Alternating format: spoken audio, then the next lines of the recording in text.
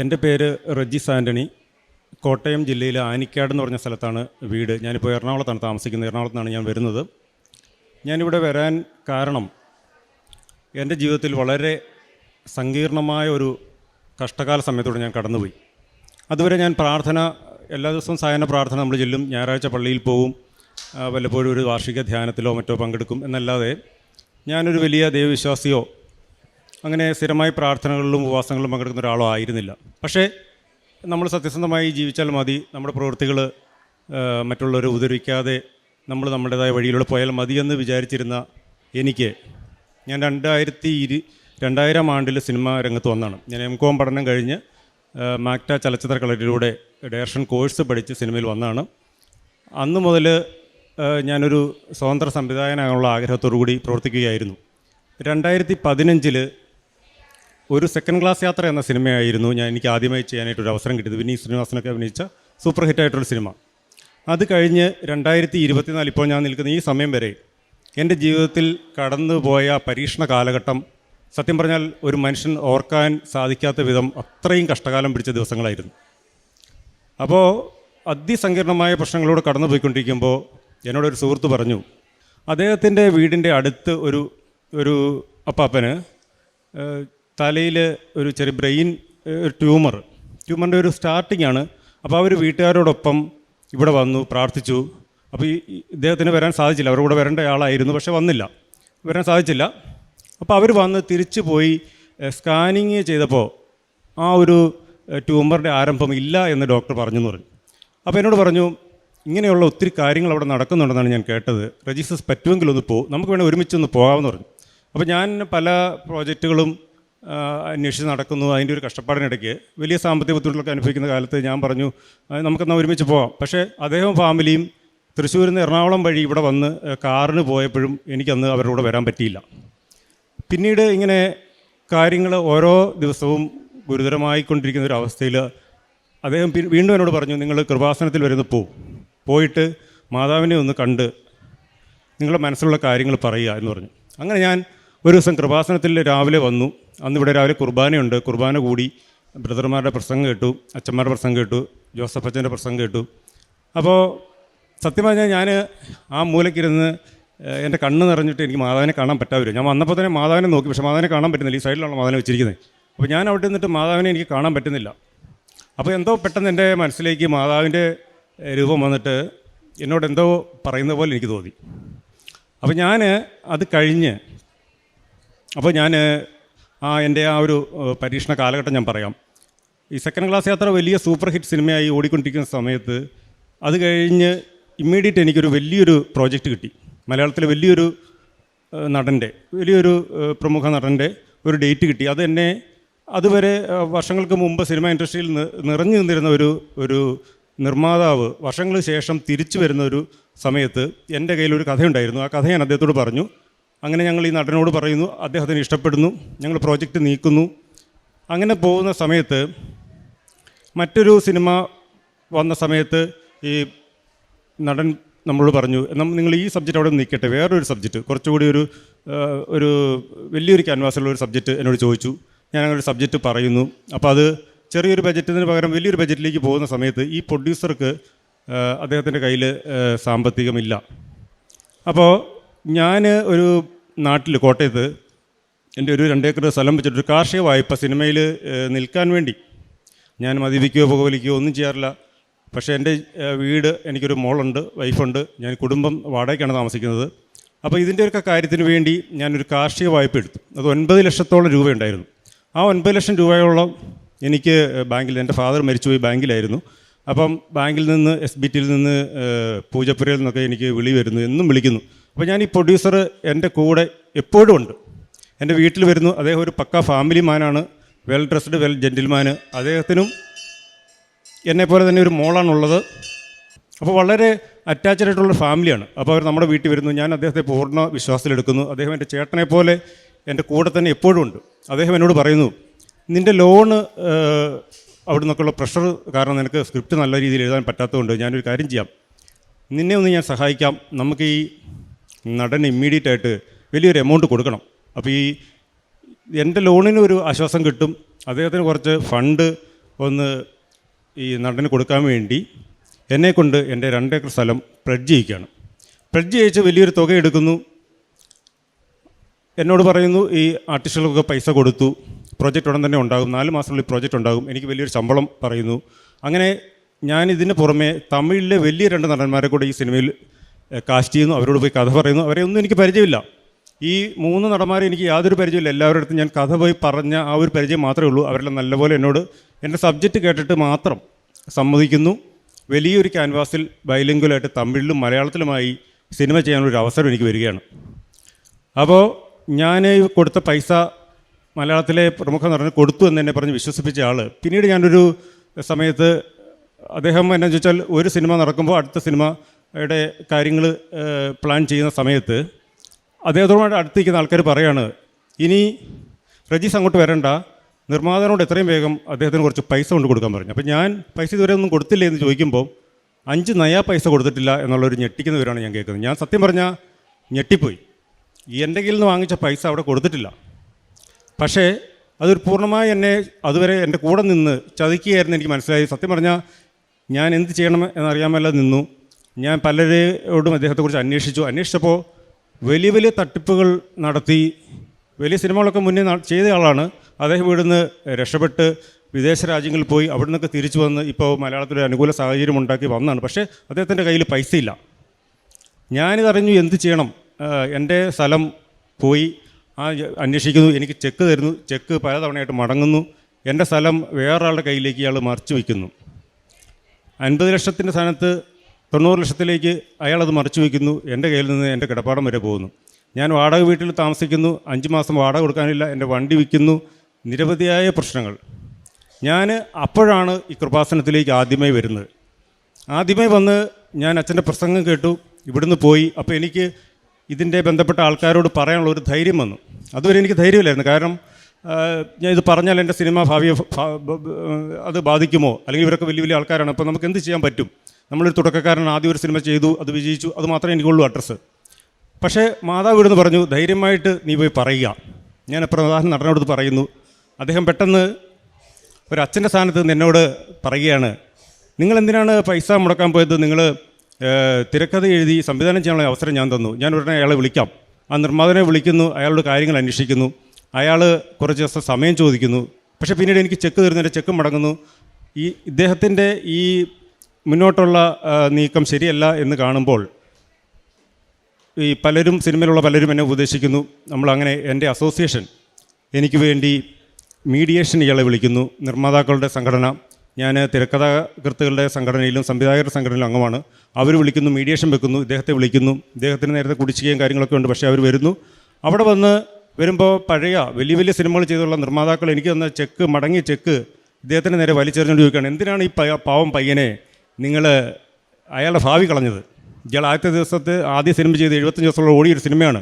നിങ്ങൾ ഇത്രയും പേര്, മലയാളത്തിലെ വലിയൊരു സൂപ്പർ സ്റ്റാർ, തമിഴിലെ വലിയ 2 സൂപ്പർ സ്റ്റാർസുകൾ സമ്മതിച്ചിരിക്കുന്ന ഇത്രയും ഡേറ്റ് കൊടുത്തിരിക്കുന്ന ഈ പ്രോജക്റ്റ് നിങ്ങളുടെ കയ്യിലിരിപ്പുണ്ടല്ലേ ഇല്ലാതായത്?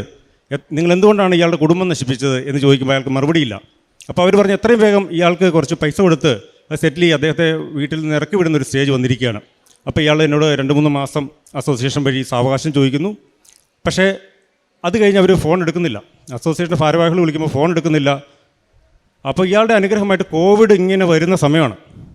അപ്പോൾ പിന്നീട് സമ്പൂർണ്ണ ലോക്ക്ഡൗൺ പ്രഖ്യാപിക്കുകയാണ്. സമ്പൂർണ്ണ ലോക്ക്ഡൗൺ പ്രഖ്യാപിക്കുന്നതിന് തൊട്ട് മുമ്പായി എനിക്കൊരു അനുഗ്രഹം കിട്ടിയത്, അസോസിയേഷൻ്റെ ഭാഗത്തു നിന്നും കേസ് മുന്നോട്ട് കൊണ്ടുപോകാനായിട്ടൊരു അവരൊരു ഇനീഷ്യേറ്റീവ് എടുക്കുന്നു. അവർ ഇനീഷ്യേറ്റീവ് എടുത്ത് ചെറിയൊരു തുക, ഏകദേശം 1 ലക്ഷത്തോളം രൂപ അതിൻ്റെ പ്രിലിമിനറി എക്സ്പെൻസായിട്ട് വേണം. എൻ്റെ കയ്യിൽ 1000 രൂപ പോലും തേച്ചെടുക്കാനില്ലാത്ത അവസ്ഥ, ഞാനൊന്നും ചെയ്യാൻ എനിക്ക് പറ്റുകയില്ല എന്ന് അവർക്ക് മനസ്സിലായതുകൊണ്ട് എന്നോടുള്ളൊരു ഹ്യൂമൻ കൺസിഡറേഷനിൽ അവരെ പൈസ കിട്ടുന്നു. അദ്ദേഹത്തിൻ്റെ സ്ഥലവുമായിട്ട് അത് സിവിൽ കേസാകുന്നു. അങ്ങനെ എനിക്ക് ആ സ്ഥലം അറ്റാച്ച് ചെയ്യാൻ സാധിക്കുന്നു. പക്ഷേ പിന്നീട് സമ്പൂർണ്ണ ലോക്ക്ഡൗൺ പ്രഖ്യാപിച്ച് 2.5 വർഷം ഞാൻ വീട്ടിലിരുന്ന് എനിക്കൊന്നും ചെയ്യാൻ പറ്റുന്നില്ല. എനിക്ക് ഉറക്കമില്ലാത്ത രാത്രികൾ. ഞാൻ മാതാവിനോട് പ്രാർത്ഥിക്കുന്നു, മാതാവ് എനിക്കിവിടെ വരാൻ പോലും പറ്റുന്നില്ല. കോവിഡ് കാരണം പുറത്തിറങ്ങാൻ സാധിക്കുന്നില്ല. ഒരു ദിവസം കോവിഡ് ഒതുങ്ങിയപ്പോൾ ഞാൻ ഇതിലൂടെ മുന്നിൽ പോയപ്പോൾ പുറത്ത് നിന്നിട്ട് പള്ളി അടച്ചിട്ടിരിക്കുകയാണ്. എല്ലാ പള്ളികളും അമ്പലങ്ങളും ഒക്കെ അടച്ചിട്ടിരിക്കുന്ന പോലെ ഈ കൃപാസനം അടച്ചിട്ടിരിക്കുക. ഞാൻ പുറത്തുനിന്ന് പ്രാർത്ഥിച്ചു, മാതാവ് എന്തെങ്കിലും ഒരു മാർഗ്ഗം കാണിച്ചു തരിക. അത് കഴിഞ്ഞ് 2.5 വർഷം കഴിഞ്ഞ് 2022 തോന്നുന്നു, അവസാനം ജൂൺ മാസം ഞാനിവിടെ വരിക. ഞാനിവിടെ വരുമ്പോൾ എനിക്ക് അനുകൂലമായിട്ട് കേസ് വിധിച്ചു. ബാക്കി പക്ഷേ ചെക്ക് കേസിലൊക്കെ ഉൾപ്പെട്ടിരിക്കുന്നവർക്ക് 10% നമ്മൾ കോടതിയിൽ കെട്ടിവെക്കണം. വലിയൊരു തുകയാണ്. വലിയൊരു തുക എന്നെക്കൊണ്ട് ഒരിക്കലും അടയ്ക്കാൻ പറ്റില്ല. അസോസിയേഷൻ്റെ ഭാഗത്തു നിന്ന് അത്രയും വലിയ തുക ഒരു വ്യക്തിക്ക് കൊടുക്കാൻ പ്രൊവിഷനുമില്ല. എന്തു ചെയ്യും? അപ്പോൾ ഞാൻ രണ്ടാമത് ഇവിടെ വരുവാണ്. രണ്ടാമത് വന്ന് ഞാൻ ആ വാതിൽക്കൽ നിന്ന് കേൾക്കുന്നത് ജോബിൻ്റെ പുസ്തകത്തിലെ ഒരു വചനമാണ്. അച്ഛൻ പ്രസംഗിക്കുക, ജോസഫ് അച്ഛൻ, അങ്ങ് തന്നെ എനിക്ക് ജാമ്യം നിൽക്കണമേ, മറ്റാരാണ് എനിക്ക് വേണ്ടി ജാമ്യം നിൽക്കുക. ഞാനിവിടുന്ന് കരഞ്ഞു പ്രാർത്ഥിച്ചു. തിരിച്ചു ചെന്ന് രണ്ടാമത്തെ ദിവസം എൻ്റെ സുഹൃത്ത് എന്നോട് വിളിക്കുകയാണ്, ഒരാൾക്ക് നിങ്ങളൊന്ന് കാണണം, നിങ്ങൾ ദയവേദി ഇങ്ങോട്ട് വരിക. ഞാനവിടെ ചെല്ലുമ്പോൾ എനിക്ക് ഒരു പരിചയമില്ലാത്ത ഒരാൾ എന്നോട് പറയുകയാണ്, നിങ്ങൾക്ക് എത്ര രൂപയാണ് കോടതിയിൽ കെട്ടേണ്ടത്? അപ്പോൾ ഞാൻ പറഞ്ഞു, വലിയൊരു തുക കെട്ടണം, 7 ലക്ഷം രൂപയോളം കെട്ടണം. അയാൾ പറയാം, ഞാൻ തരാം. അത്ഭുതമെന്ന് പറയണ്ടു. അയാൾ ആ പൈസ അവിടെ കെട്ടുന്നു. കോടതിയിൽ രണ്ടാമത് വീണ്ടും കേസ് മുന്നോട്ട് പോകുന്നു. അങ്ങനെ വളരെ സിവിൽ കേസിൻ്റെ കാര്യം അറിയാമല്ലോ, നീണ്ടു പോവാണ്. പക്ഷേ എന്നാലും എനിക്ക് അനുകൂല വിധിയിലേക്ക് രണ്ടാമതും വരുവാണ്. ഞാനിവിടെ മൂന്നാമത് വരുന്നു. കേസിൻ്റെ വിധി നാളെയാണ്. ഇന്ന് ഞാൻ വരുവാണ്. എനിക്ക് അച്ഛനെ ഇതുവരെ കാണാൻ സാധിച്ചിട്ടില്ല. അപ്പോൾ അച്ഛനെ ഒന്ന് കാണണമെന്ന് എൻ്റെ മനസ്സിൽ ഉണ്ട്, പക്ഷേ കാണാൻ പറ്റിയില്ല. അതിന് തവണ വന്നപ്പോൾ ഞാൻ അച്ഛനെ കാണാൻ ശ്രമിച്ചിട്ട് നടന്നില്ല.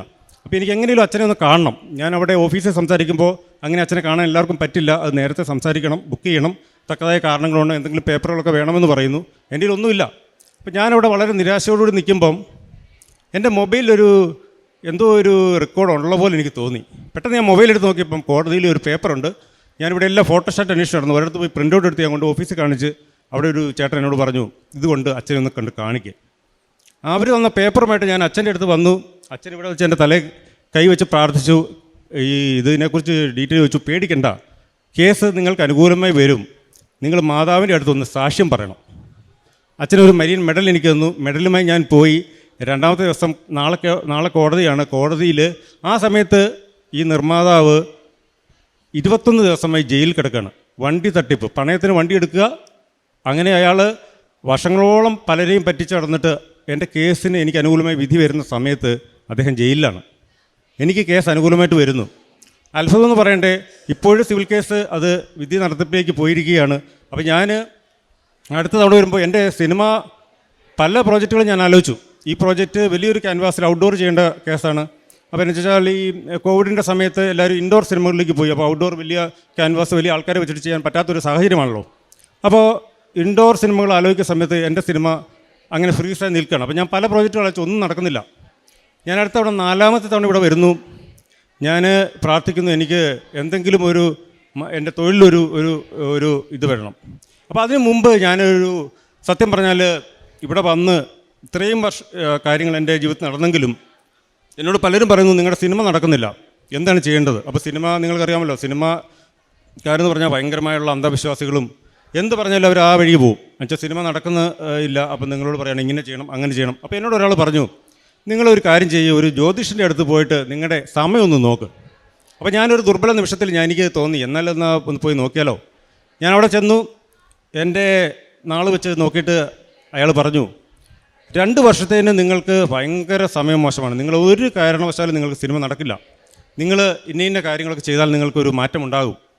അപ്പോൾ ഞാൻ തിരിച്ചിറങ്ങി വരുന്ന വഴി പള്ളിയുടെ മുന്നിൽ കൂടെ വന്നപ്പോൾ ഞാൻ ഇങ്ങനെ മാതാവിൻ്റെ രൂപത്തിലേക്ക് നോക്കിയിട്ട് എനിക്ക് പെട്ടെന്ന് തോന്നി, ഞാൻ മാതാവിൻ്റെ അടുത്ത് പോയതാണ്, കൃപാസനത്തിൽ പോകണം, എനിക്ക് ഇത്രയും കാര്യങ്ങൾ എനിക്ക് മാതാവ് നടത്തി തന്നു, എന്തുകൊണ്ട് ഞാൻ ഈ കാര്യത്തിൽ ഞാനിങ്ങനെ എൻ്റെ മനസ്സിലൊരു ആശങ്ക വന്നു, ഒരു ആകുലത വന്നു, ഞാനിങ്ങനെ പോയി ഒരു വഴി തെറ്റി വേറെ രീതിയിലേക്ക് പോകുന്നത്. ഞാൻ തീരുമാനിച്ചു, ഏതോ ഒരു ശനിയാഴ്ച, ഞാൻ ഞായറാഴ്ച അന്ന് മുതൽ ഞാൻ തീരുമാനമെടുത്തു, നമ്മൾ സൺഡേ സപ്ലിമെൻറ്റിലൊക്കെ നക്ഷത്രവാരം വരും, അതുപോലും നോക്കുന്നില്ല, നക്ഷത്ര ഫലം വരുമ്പോൾ അതുപോലും നോക്കുന്നില്ല എന്ന് ഞാൻ തീരുമാനിച്ചു. ആ പേജ് വരുമ്പോൾ ഞാൻ സിനിമാ വിശേഷം വായിച്ചിട്ട് ഇത് സ്കിപ്പ് ചെയ്യുക. അന്ന് മൂലം തീരുമാനിച്ച, മാതാവേ, എനിക്ക് പറ്റിയൊരു അബദ്ധം, എന്നോട് ക്ഷമിക്കണം, എനിക്ക് എനിക്കൊരു അവസരം, എനിക്കൊരു നല്ലൊരു സിനിമ ചെയ്യാനൊരു അവസരം തരണമേ. ഒരാഴ്ചയ്ക്കുള്ളിൽ എന്നെ ഒരു പ്രൊഡ്യൂസർ, എൻ്റെ ഒരു സുഹൃത്ത് പറഞ്ഞിട്ട് അവർക്കൊരു ചെറിയ സിനിമ ചെയ്യണം.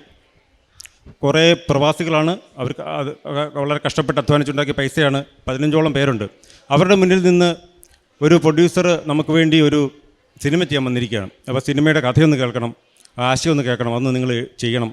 അങ്ങനെ ഞാൻ കഥ പോയി കേൾക്കുന്നു. അത് ഞാനും വൈഫും കൂടെ അതിൻ്റെ തിരക്കഥ സംഭാഷണം എഴുതുന്നു, അത് സംവിധാനം ചെയ്യുന്നു. വളരെ യാദൃച്ഛികമായി ആ 4ാമത് ഇവിടെ വന്ന് ഞാൻ ഇനി നക്ഷത്രഫലം അങ്ങനെയുള്ള കാര്യങ്ങൾ നോക്കുകയില്ല എന്ന് പറഞ്ഞ് ഞാൻ ഒരാഴ്ചക്കുള്ളിൽ എനിക്ക് അടുത്ത പ്രോജക്റ്റ് വരികയാണ്. 2 വർഷത്തിന് എൻ്റെ സമയം ശരിയല്ല എന്ന് പറഞ്ഞാൽ എനിക്ക് ഒരാഴ്ച കഴിഞ്ഞ് സിനിമ വരികയാണ്. ആ സിനിമയാണ് ഇപ്പോൾ തിയേറ്ററിൽ ഓടിക്കൊണ്ടിരിക്കുന്ന സ്വർഗം എന്ന സിനിമ. എനിക്ക് നിങ്ങളോട് പറയാനുള്ളത്, എത്ര നിരാശരാണെങ്കിലും മാതാവ് നിങ്ങളെ കൈവിടിയില്ല. അതുപോലെ എൻ്റെ വൈഫിൻ്റെ ചെവിയുടെ പിന്നിലൊരു ചെറിയ ഒരു തടിപ്പ്, ഒരു സിസ്റ്റ് പോലെ. അപ്പോൾ അവൾക്ക് ഈ തല കുളിച്ച് കഴിയുമ്പോൾ തലനീരിങ്ങനെ ഇറങ്ങും. അപ്പോൾ ഡോക്ടർ പറഞ്ഞു, ഇത് ചെറിയൊരു സിസ്റ്റാണ്, ഒരു കാര്യം ചെയ്ത് വെച്ചോണ്ടിരിക്കേണ്ട, നിങ്ങൾ സ്കാനിങ് ചെയ്ത് നോക്ക്. ഇപ്പോൾ സ്കാനിങ് ചെയ്ത് നോക്കി, ഒരു ജനറൽ ഒരു MD വലിയ പ്രഗത്ഭനായ ഡോക്ടറാണ് ഇത് പറയുന്നത്. അദ്ദേഹം പറഞ്ഞനുസരിച്ച് ഞങ്ങളൊരു സ്ഥലത്ത് പോയി സ്കാനിങ് ചെയ്യുന്നു. അപ്പോൾ അവിടെ ചെല്ലുമ്പോൾ ഇത്രയും കാര്യങ്ങൾ നടന്നപ്പം വൈഫ് ഇവിടെ അങ്ങനെ സജീവമായിട്ട് വരുന്നില്ല. ഞാൻ വൈഫിനോട് പറഞ്ഞു, നമുക്കിവിടെ ഒന്ന് പ്രാർത്ഥിച്ചിട്ട് പോകാം. ഇവിടെ വന്ന് പ്രാർത്ഥിച്ച് ഞങ്ങൾ പോയി. വീട്ടിൽ ചെന്ന് ഉടമ്പടി തൈലമെടുത്ത് കഴുത്തിൻ്റെ പിന്നിൽ ഇവിടെ ഞരമ്പിൻ്റെ ഇവിടെ തേച്ച് പ്രാർത്ഥിക്കുന്നു. സ്കാനിങ്ങിന് ചെല്ലുമ്പോൾ അവിടെ ഇരുന്ന ഡോക്ടർ പറയുകയാണ്, എവിടെയാണ് എടുക്കാൻ ഡോക്ടർ പറഞ്ഞത്, ഇവിടെ ഒന്നും കാണുന്നില്ലോ എന്ന്. സത്യം പറഞ്ഞാൽ ഇതെല്ലാം നമുക്ക് അത്ഭുതങ്ങളായിട്ട് വരികയാണ്. കാരണം മനുഷ്യന് സാധിക്കാത്ത കാര്യങ്ങൾ ദൈവം അത്ഭുതമായിട്ട് പരിശുദ്ധ അമ്മ മാതാവിലൂടെ നടത്തി തരുന്നു എന്നുള്ളതിൻ്റെ ഭയങ്കരമായ അത്ഭുതങ്ങൾ എൻ്റെ മുന്നിൽ പല തവണയായിട്ട് ദൈവം കാട്ടിത്തരികയാണ്. ഇപ്പോൾ ഈ സ്വർഗം എന്ന സിനിമ വലിയ പ്രൊമോഷനോ പബ്ലിസിറ്റിയോ ഇല്ല. അതിനുള്ള സാമ്പത്തിക സ്ഥിതി നമ്മുടെ പ്രൊഡ്യൂസർമാർക്കില്ല. വലിയ വലിയ പ്രൊഡക്ഷൻ ഹൗസുകളുടെ വലിയ വലിയ പടങ്ങൾക്കിടയിൽ യാതൊരു പരസ്യങ്ങളും, വളരെ പരസ്യം കുറവാണ്. പക്ഷേ മൗത്ത് പബ്ലിസിറ്റിയിൽ ഈ ഇന്നലെ 10-20 തിയേറ്ററുകൾ ഹൗസ്ഫുള്ളായിട്ട് സിനിമ ഓടിക്കൊണ്ടിരിക്കുകയാണ്. എങ്ങനെയാണെന്ന് എനിക്കറിയില്ല. മാതാവിനോട് ഞാൻ ഒന്നേ പ്രാർത്ഥിച്ചുള്ളൂ, മാതാവ് ഈ സിനിമ വിജയിപ്പിച്ചു തരണമേ. എനിക്ക് കരിയറിൽ എപ്പോഴും രണ്ടാമത്തെ സിനിമയാണ് ഒരു സംവിധായകൻ്റെ ഭാവി നിർണ്ണയിക്കുന്നത്. ആദ്യത്തെ സിനിമ എത്ര വിജയിപ്പിച്ചാലും ആൾക്കാർ പറയും അത് യാദൃശ്യമായിട്ട് വന്നു പോയൊരു കാര്യമാണെന്ന്. അപ്പോൾ സെക്കൻഡ് ക്ലാസ് യാത്ര കഴിഞ്ഞ് സ്വർഗം വരുമ്പോൾ അത് എന്ത് സിനിമയായിക്കോട്ടെ, ആ സിനിമ വിജയിച്ചില്ലെങ്കിൽ ഒരു സംവിധായകൻ്റെ ഭാവിയില്ല. എനിക്ക് ദൈവം അനുഗ്രഹിച്ച്, മാതാവ് അനുഗ്രഹിച്ച് ആ സിനിമ സൂപ്പർ ഹിറ്റിലേക്ക് സെക്കൻഡ് ക്ലാസ് യാത്രയെക്കാളും കൂടുതൽ അഭിപ്രായത്തോടെ അത് ഫാമിലിയാണ് കാണുന്നത്. 40-45 വയസ്സുള്ള അമ്മമാരാണ് ആ സിനിമ കണ്ട് മൗത്ത് പബ്ലിസിറ്റി, പള്ളിയിൽ നിന്നും അച്ഛന്മാർ സിസ്റ്റർമാരൊക്കെ പോയി കണ്ടിട്ട് നല്ല സിനിമയാണ്, ഇന്നത്തെ കാലഘട്ടത്തിൽ പറയേണ്ട ആവശ്യമാണെന്ന് പറയുമ്പോൾ അതെല്ലാം മാതാവ് എനിക്ക് നേടിത്തന്നാണ്. മാതാവിൻ്റെ ഒറ്റ അനുഗ്രഹം കൊണ്ട് മാത്രമാണ് ഞാൻ വിശ്വസിക്കുന്നത്. ഞാൻ എൻ്റെ കുടുംബവും നിങ്ങളെല്ലാവരും മാതാവ് സമർത്ഥമായിട്ട് അനുഗ്രഹിക്കട്ടെ. ഇതെനിക്കിവിടെ സാക്ഷ്യം പറയാൻ എനിക്കൊരു അവസരം കിട്ടിയതിന് നന്ദി പറയുന്നു. മാതാവിന് നന്ദി പറയുന്നു, അച്ഛന് നന്ദി പറയുന്നു. ഞാൻ നിർത്തുന്നു. ഈശോ മിശിഹായ്ക്ക് എല്ലാവരും സ്തുതിയായിരിക്കട്ടെ.